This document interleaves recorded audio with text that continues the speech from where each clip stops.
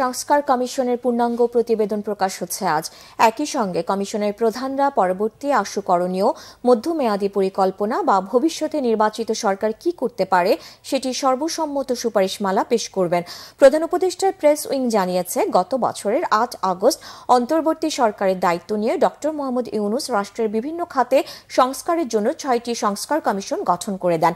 এসব কমিশনকে ৯০ দিনের মধ্যে প্রতিবেদন জমা দিতে বলা হয়। গত ১৫ জানুয়ারি সংবিধান, নির্বাচন কমিশন, পুলিশ সংস্কার ও দুর্নীতি দমন কমিশন দুদক এই ৪টি সংস্কার কমিশনের প্রতিবেদন জমা দেয়। গত বুধবার প্রতিবেদন জমা দেয় জনপ্রশাসন ও বিচার বিভাগ সংস্কার কমিশন।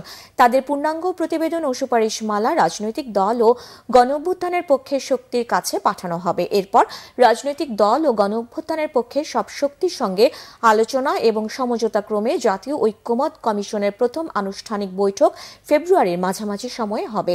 এ তারিখ রাজনৈতিক দলগুলোর সঙ্গে আলোচনা করেই ঠিক করা হবে।